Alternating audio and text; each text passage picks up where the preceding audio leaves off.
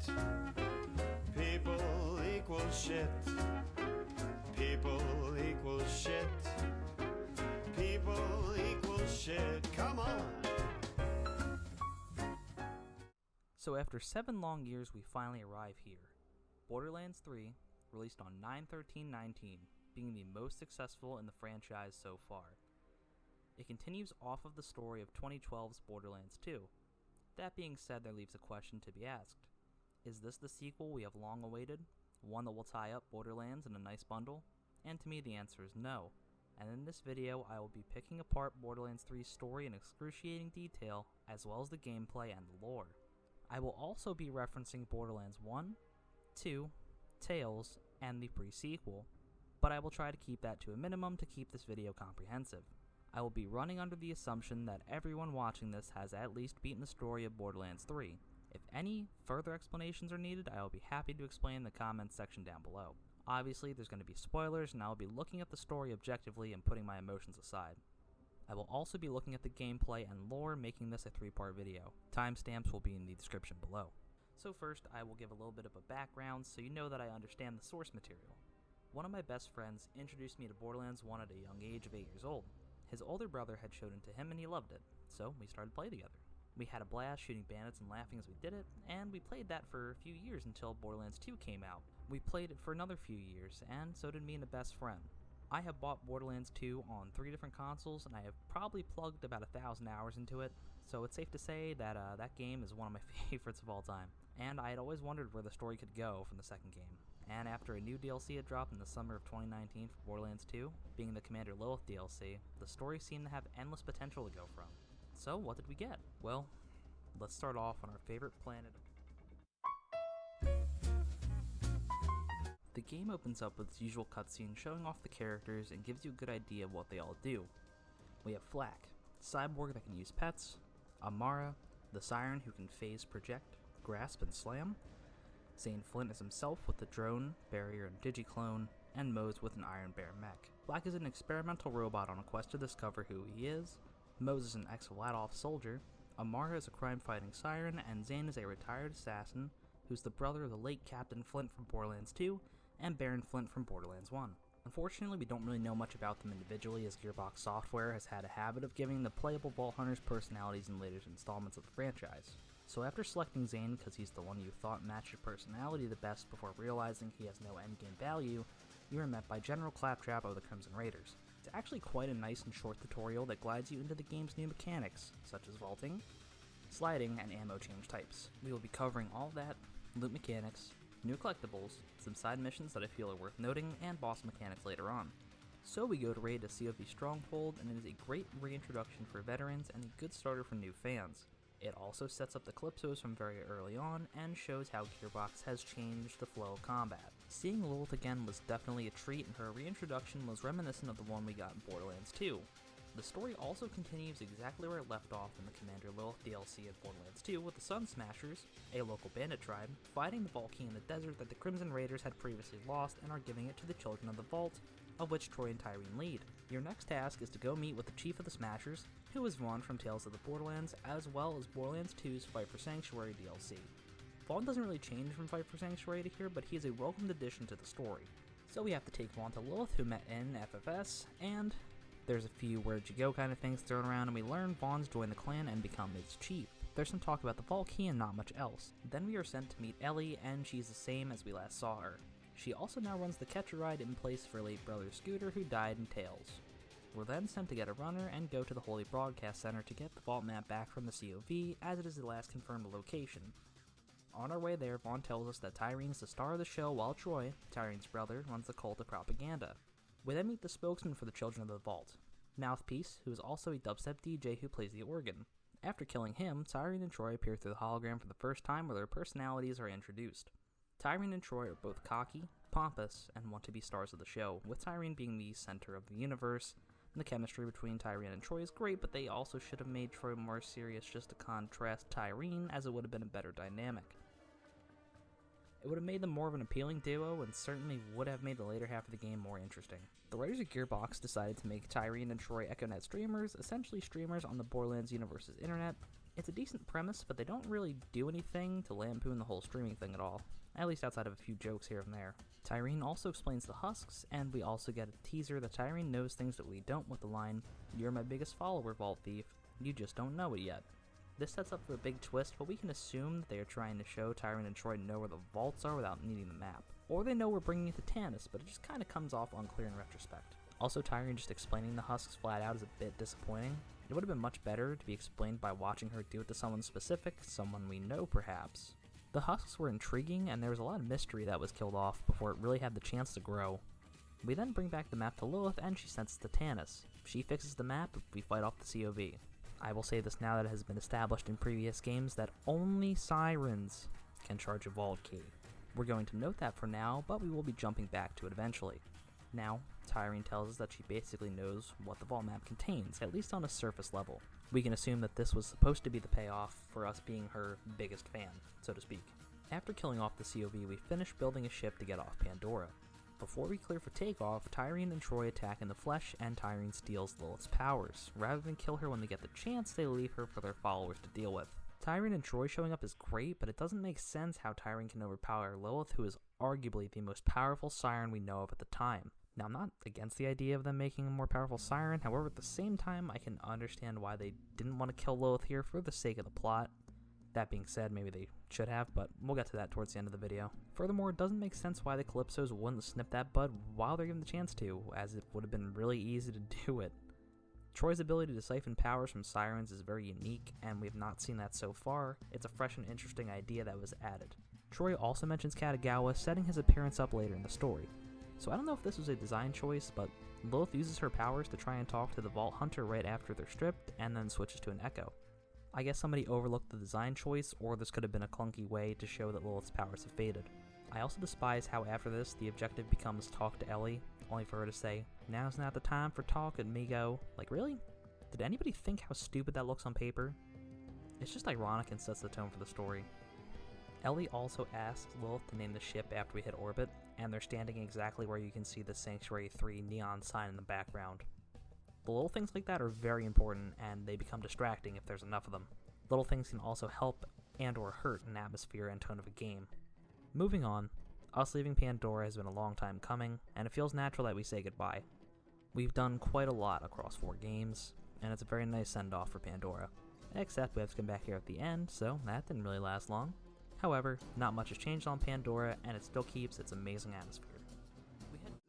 I'm gonna go build my own theme park with blackjack and hookers. In fact, forget the park. Towards Promethea and see Maliwan's ships in front of the planet in a blockade. It took 2 main series games, but we were finally able to visit the Atlas homeworld after their introduction in Borderlands 1. The Vault Hunters would drop down and run into a resistance fighter known as Lorelei. She's not really involved too much with the story, so there's not too much to say about her specifically. She takes us to an outpost and we fight off COV. We then find out that the Calypsos and Maliwan have joined forces in a faction war, which is a great plot point. It's really interesting, and there's a lot of possibilities that a story centered around that could take. Further concerning Maliwan, the diversity of enemies is one of the best for a specific faction. They are all different elements and classes, and it's really refreshing to fight them, although they are used too lightly throughout the game. We then fight through the Maliwan soldiers to get the Reese's agent. It was really nice to see Zero again. He's such an iconic character, and his reintroduction was well done and was a breath of fresh air. Zero gets his upgrade for his sword that can cut through Maliwan's shields, and then we get to speak to Reese. His introduction was alright, but he seems like a coward, and it was way too over the top, especially in the Skywell mission. It's also disappointing that Troy Baker doesn't reprise his role as Reese, but that's besides the point. The Vault Hunters then have to go fight Megamind, who's kind of a joke of a boss. But now we have access to Maliwan information that they put inside a sentient brain in a jar a la Futurama and sent it on the front lines. No military given its situation would ever consider doing anything like that, and it is jarring when you put it into perspective. After giving Reese the brain data, we return to Sanctuary and drop down to Athenas to meet Maya. She's gotten more mature, but she is still the same character that fans have known and loved over the last few years. Athenas is breathtaking to the point where it feels like there should have been more content attached to it, but we'll get to that in its summary. It's kind of a straight line with 2 paths, and it can work depending on the scenario, but it's disappointing that we don't get an area as big as Promethea here too. We go and help Maya repel Maliwan Captain Tron's attack on the planet, and we meet the worst character of the entire series. We meet Ava, an annoying, narcissistic, and downright poorly written character. At first she doesn't seem so bad, but as you progress you see that Ava becomes extremely childish, arrogant, and is just not a likable character as the story goes on. Anecdotally, in my replays of the game, I've actually found myself getting mad seeing Ava appear on the screen, and you'll begin to see why soon. So we go fight Tron, who's a pushover and is pretty generic, and he's just a large, heavy Maliwan badass with some differing attacks. Maya then opens the hold so we can get a piece of the Promethean vault key that Maliwan was after.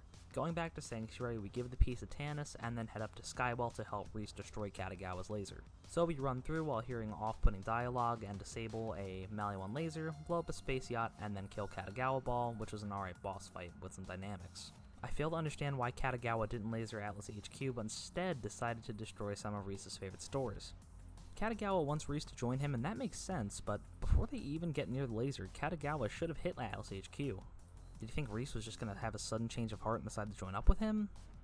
Reese made it very clear that he wasn't going to work with him, so it seems kind of foolish of Katagawa to press him instead of cutting to the point. Katagawa also has a seemingly weird obsession for Reese, and when he talks about it, there is a palpable feeling of discomfort in the air. We'll then find out that Reese has also been deceiving us by keeping a piece of the vault key, but his logic does make sense on it. Handing over the vault key could cost Atlas business and financial opportunities. He says that it is a fair trade, and we then move on. Also, we don't know why Zero joined Reese and not the Raiders. They had interactions and tales, but nothing to the degree of a brotherhood. Even if it was only in an echo log, it would be satisfying to at least see the seeds of this connection, but we are only left to speculate on the motive. The Vault Hunters then head down to Atlas HQ to repel a Maliwan attack, and we're teased that Zero turns on Reese, but of course not, it's actually Katagawa in disguise. It is very shocking to think that with what could be in the span of 24 hours, Katagawa has made a completely accurate set of Zero's gear that works. How are we supposed to believe that this is plausible?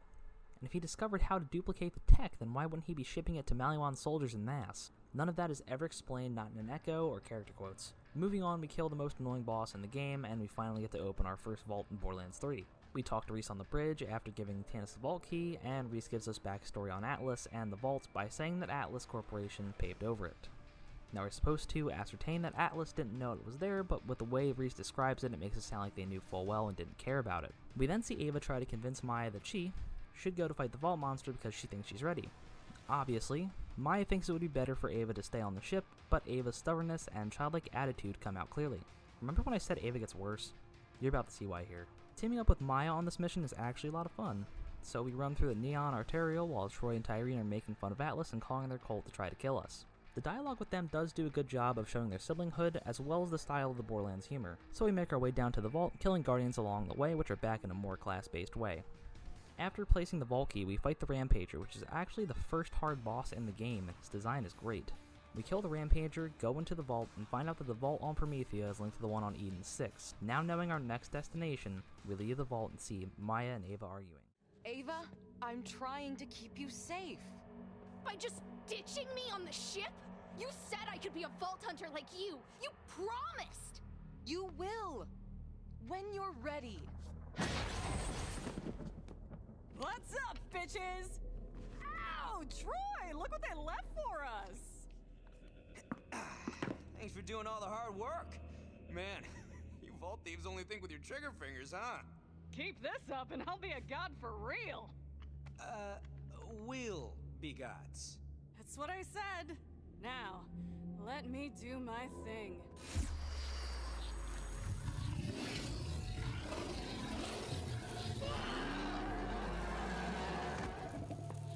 No! What are you doing? Taking what's ours. See, the monsters don't protect the power of the vaults. They are the power of the vaults. And now it's all mine. Hey, save any for the parasite? Gah.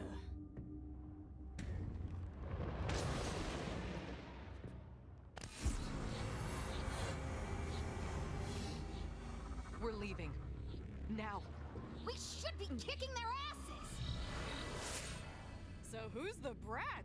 You I get, but what's her deal? She's no one. I'm your problem. I'm gonna be a siren, and then I'm gonna mop the floor with assholes like you! You're gonna... Is that how you think this works? Honey, you're not even gonna leave this place.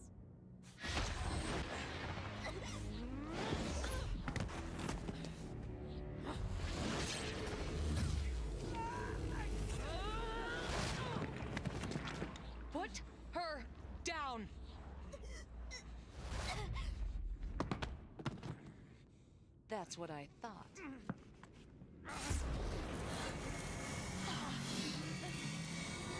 Maya! Ava, don't!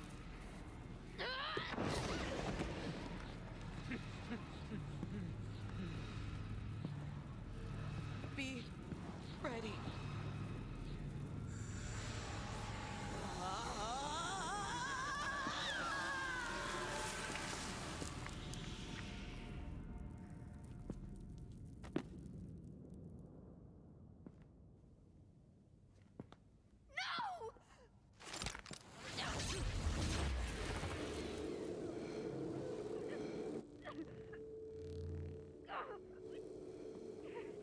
I thought you could only take from me. I guess it's any siren. Come on. We got what we came for. Yeah, a lot more. But hey, if that siren thing ever works out for you.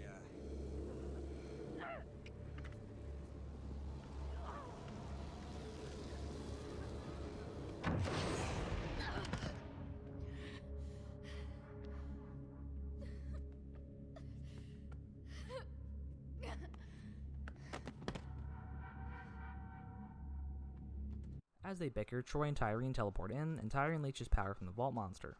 We also get a glimpse of the Calypso's relationship, with Troy wanting to be as powerful as Tyrene and her being indifferent to her brother's wants and desires. Ava gets smart with Tyrene, and Ava reveals that she's going to be a siren one day. Now we'll get to that about 2/3 through the story, but for right here, Tyrene's reaction is exactly how any rational person would think hearing this. She ridicules Ava, and she takes Ava hostage, only for Maya to take Troy. Troy leeches Maya to death like Tyrene did to the Vault Monster. The Calypsos leave Ava alive and then leave as Troy gains Maya's powers. We return back to the ship to talk to Lilith for the umpteenth time, and we hear Tanis' pep talk and Lilith's plan. They gloss over Maya's death, and the writing team just brushes them under the rug. Ava then blames Lilith for getting Maya killed, and we hear her say the worst line in the series: Vault Hunters run towards the fire. She then storms off. Now let's examine this piece by piece. So Ava directly disobeys Maya's orders to stay on the ship where it's safe, and Maya then tries to tell her for the umpteenth time that she's not ready to be a Vault Hunter. Maya understands that the Calypsos are very powerful. Powerful enough to stop Lilith and then some. So she obviously doesn't want Ava risking her life in something that she clearly doesn't understand, as she's a child or at least acts like one. Also yes, while Vault Hunters run towards the fire and danger, it doesn't mean you should run into a situation that will clearly get you killed, you fucking psychopath. This song and dance routine of Maya and Ava bickering holds us up from quickly returning to Sanctuary only to have the Calypsos come down, leech power from the Vault Monster, and kill Maya. Rather than Ava admitting what she did was wrong, she goes and blames Lilith, and not once, not one time, does Tanis or Lilith tell her to back down or that she's just a child. This could have been a potential arc for Ava, that she starts off as a childish and stubborn person who does not place importance in orders, but through the death of Maya, she learns that orders are there for a reason, and she matures and starts to level out. But nope. Ava's seen as right, and Lilith is held responsible yet has done nothing wrong. I really don't see how the writing staff did this and then expect us to grow to like Ava. On top of all of that, Maya's death is meaningless. You could swap it with Claptrap, Moxie, Marcus, or Ellie and nothing is lost, nothing changes. I mean, let's compare her death to that of Bloodwing, and no one expected Bloodwing to die when they first played Borderlands 2. It was very upsetting, especially with Mordecai's reaction to it. We also get memorable dialogue from Jack before this happened. Even with Roland's death, there was a major reaction from everyone that knew him and interacted with him. It was a heartfelt moment for the characters and fans alike in that we lost someone special to us, who wasn't just a leader, but someone whose story we got to see into. Someone whose story morphed into our own as we played through Borderlands 1. There's even a side mission where you tell the named characters in Sanctuary that Roland is gone, and you get to hear and see their reactions. Maya doesn't even get that much respect, yet, just like Roland, has been a part of the fans' story since Borderlands 2. Now, compared to Maya's death, only Ava has a reaction to it like that. Yet she's the whole reason why Maya is dead, making it seem meaningless or fake in nature. To continue, it would have benefited the story for Ava to have been killed to send the message that the Calypsos will go as far as killing those powerless against them. And that way we don't bring back a fanfare Vault Hunter only to kill them off and serve no impact to the story whatsoever. This is only the start of the Mary Sue story. We get a Discord call from the Calypsos showing us a mocking video about Maya's death, and this does do a good job of incentivizing players to hunt down and kill the Calypsos. But seeing them make fun of Maya's death is probably exactly what the writing staff did as well, so it's very believable. We then try to get Hammerlock to join the VC, but then we meet the new best character in the series, Wainwright Jacobs, who we will discuss in the Eden 6 part of the video. In all, Promethea was an interesting planet with a lot of variation, and it was really nice to finally be able to see the Atlas homeworld. The futuristic city style is very unique to the Borderlands series, and it will be hard to forget it. There were many activities to do and a lot of variation, such as the Metroplex to the Skywell and Atlas HQ, to optional areas such as the Cistern of Slaughter and the Electric City. Athenas is the most beautiful planet and area that the devs at Gearbox have ever created. It reminds me a lot of Japan and more of an Asian art style, which in interviews is what they said they were shooting for. My only complaints are that Athenas is way too small for how great it looks, that there's barely any side content there. We get only 2 or 3 side missions there, which is not enough content to justify a new planet. To avoid its creation, we could have had Maya come to us instead of the reverse, and thrown the last Vault Key piece anywhere on Promethea. Maybe an old Atlas research facility or an Maliwan lab. There's endless potential to work with. The only story relevance that Athenas holds is that A, Maya is there, and that B, for some reason, this is the only known planet to have a piece of a vault key from another planet hidden on it. This has not been previously established, and no character in the story seems to notice this outlier in the pattern. It actually feels forced that the key was put here, and again, feels like an excuse to make a whole other area when we have proven that we can avoid the situation entirely by working with what is in the game already. At best, this level of writing comes off as poorly crafted, and it is very mediocre when looking at it at a surface level as well.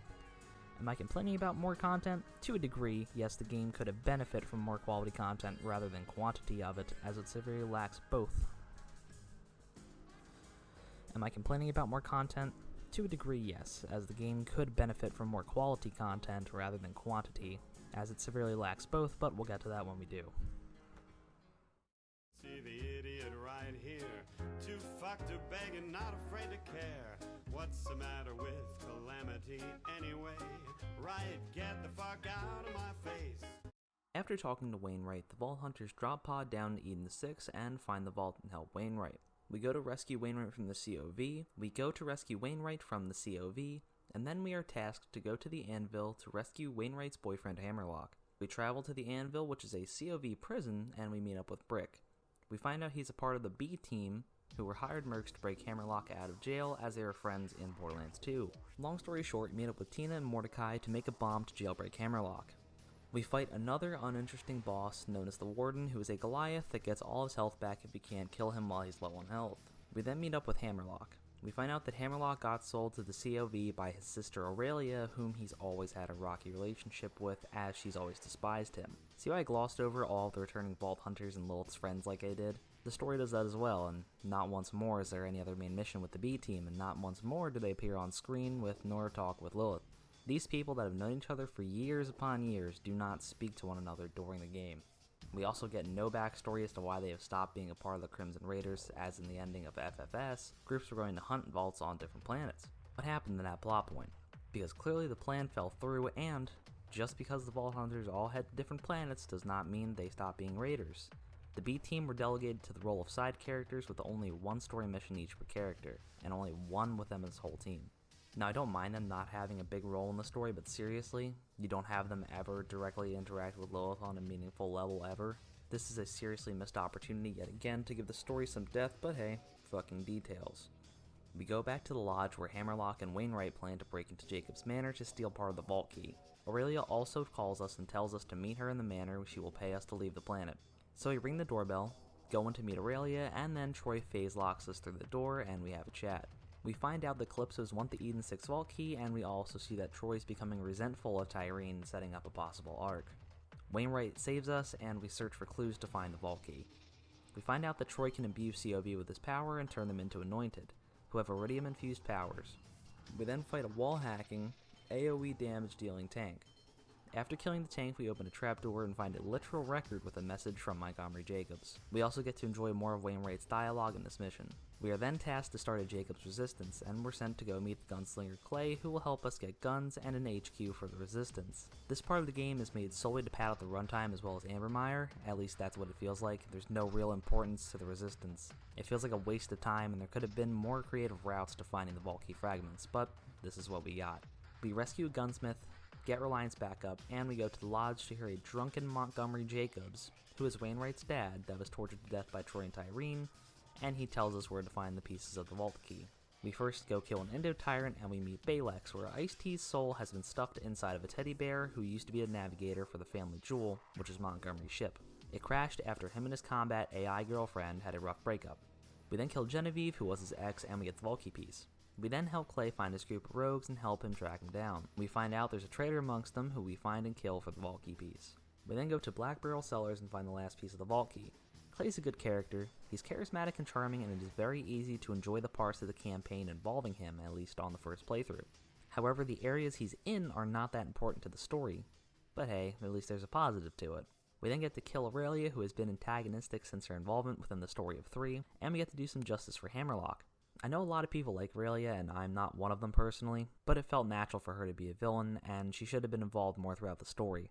Unfortunately, it feels as though Aurelia is more of a caricature of herself rather than a fleshed out villain.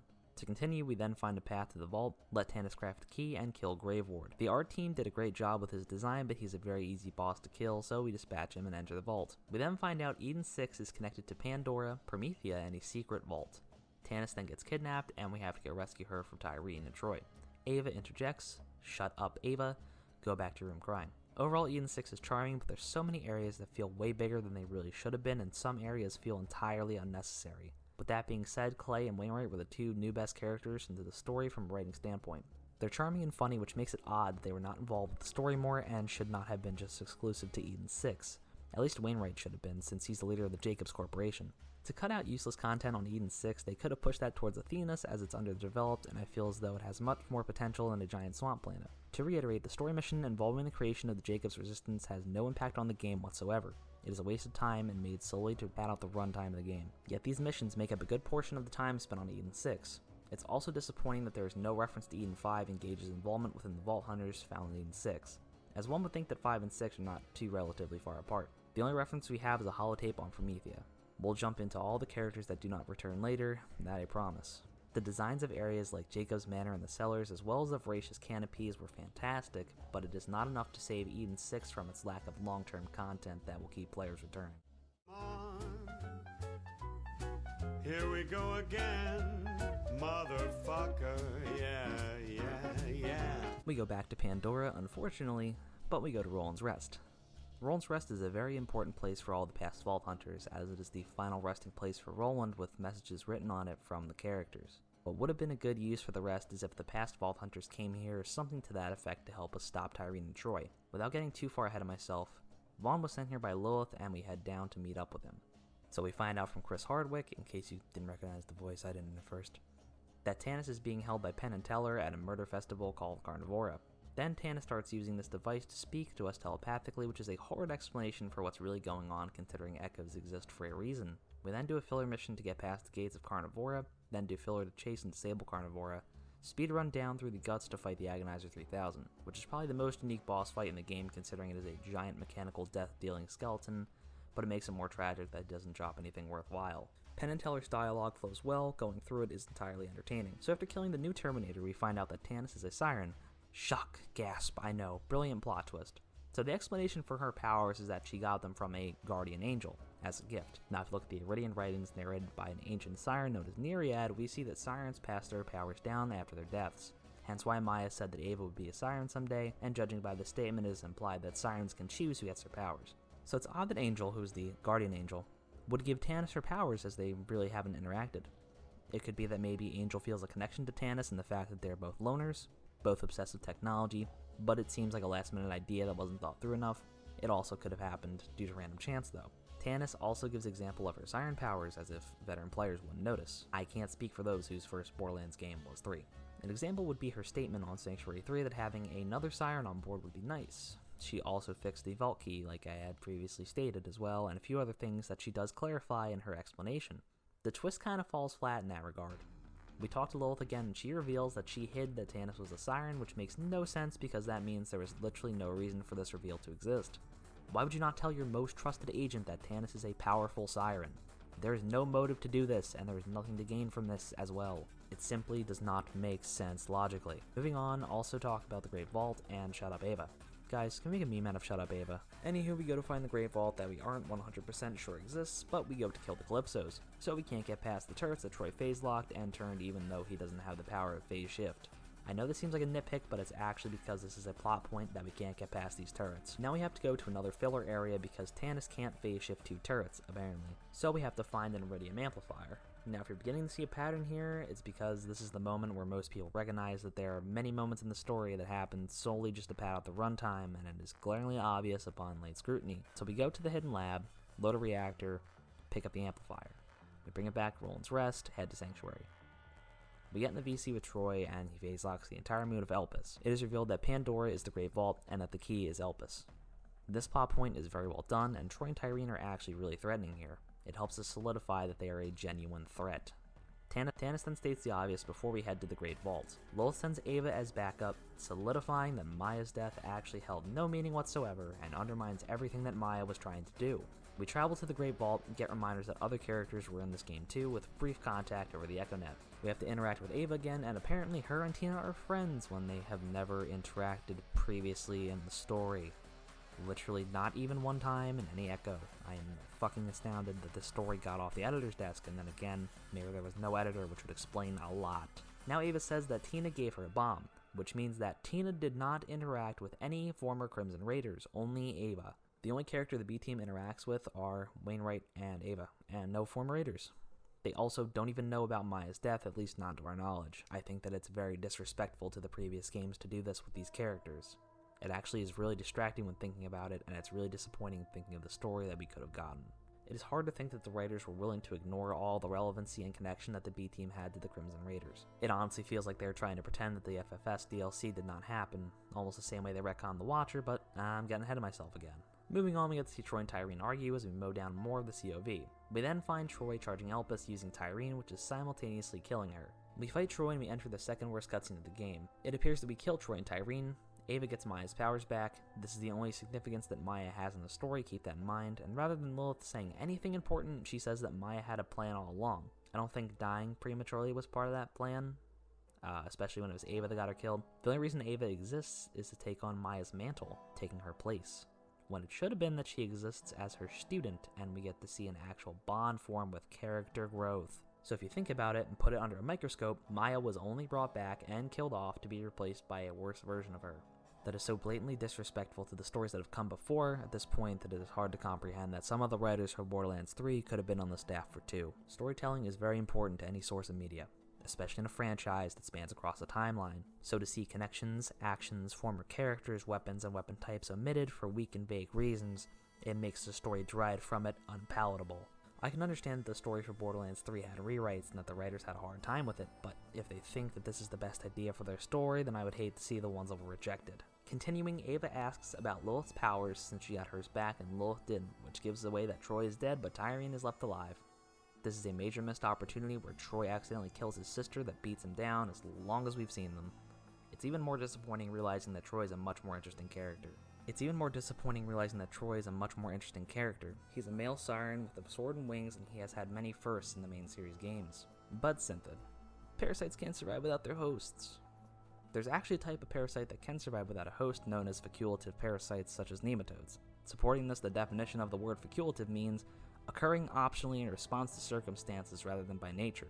So you're telling me that Troy, who can now leech Tyreen's power, who has leeched Maya's power, couldn't adapt to the circumstances of the situation to survive such as these types of parasites can? Troy surviving could have set up a much more emotional story. Maybe we see him coping with the fact that he killed his own sister or something like that. But no, we don't get that. We don't go more in depth added to the story or anything emotional. We are given a hollow and predictable option. Let's move on before I suffer an aneurysm. Lilith then gives the child the vault key, and surprising no one, Tyreen gets up and we realize that the Great Vault has been opened. Tyreen then kills Ava, Lilith, and Athenas, making her my favorite character, and oh god damn it, I was hoping that was the end of the game. Ava then saves us because plot and somehow knows how to use Maya's powers instantly, even though it took the super genius of Athenas to make us complete a side mission for her so we can have a better understanding of it, but hey, fucking details. Before anybody brings up the point that she says, well, Troy used Maya's powers as soon as he got them, it is safe to assume that Troy has been using siren powers for a while, judging by his summoning of sword and wings. So it wouldn't be a stretch to assume that the feeling of using siren powers wouldn't be too far off from each other.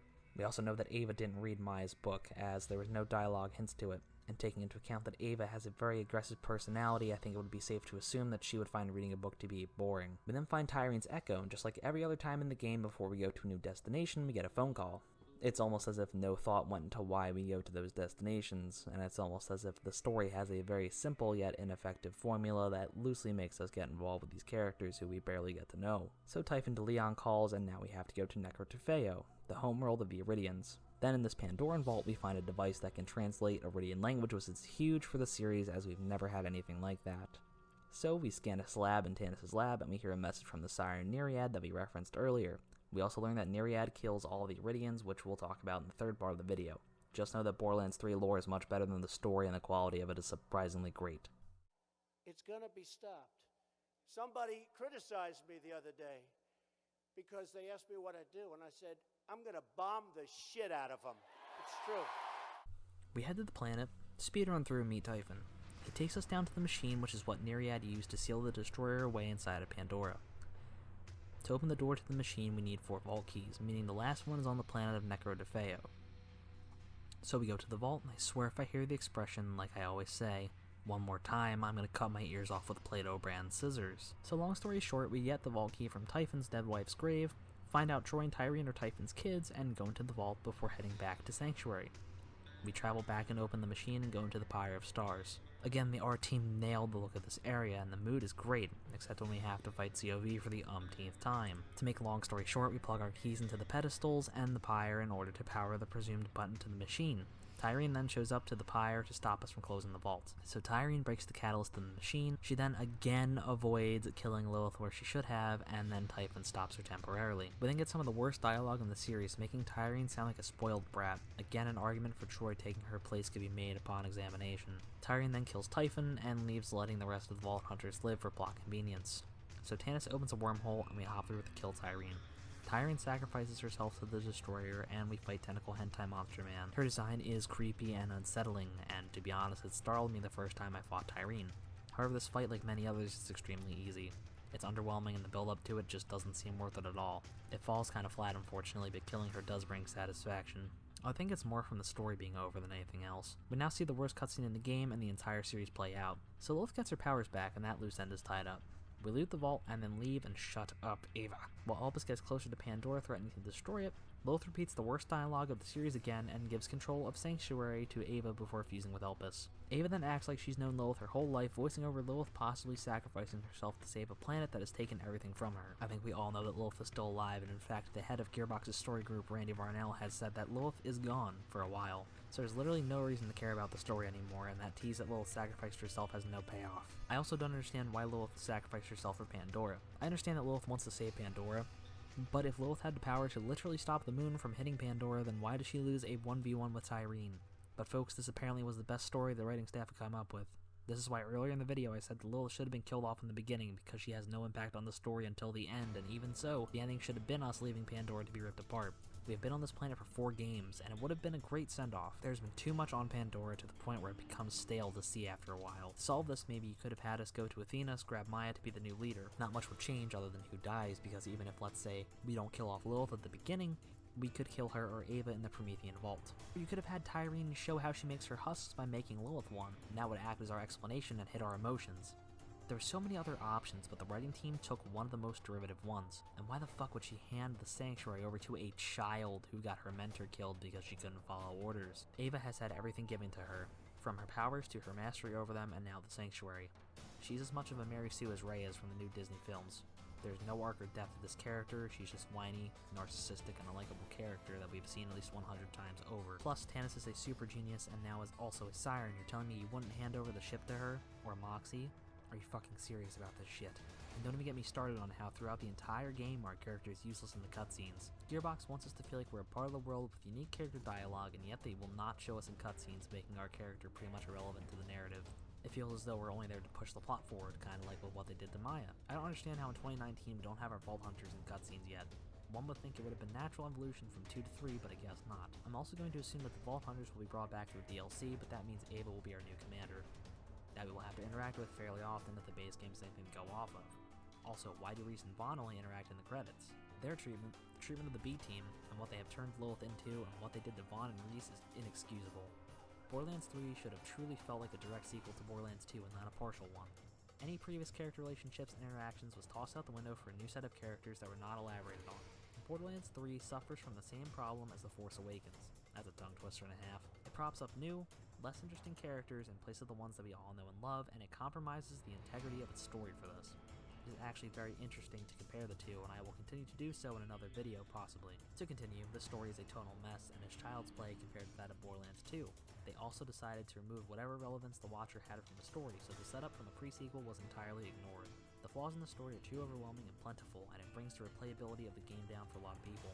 And all the story comes off rushed, not well thought out, and tried to use nostalgia and pathos to try and make the story feel more personal to try and cover up the holes in it. However, it just comes off as shallow, and it really kills the game. And all this was my summary for the story portion of Borderlands 3.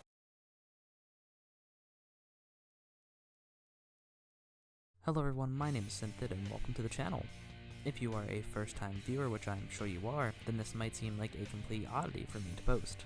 If you look at the other videos I have made, none of them are nearly even as close to the length of this one, and none of them tackle this kind of topic.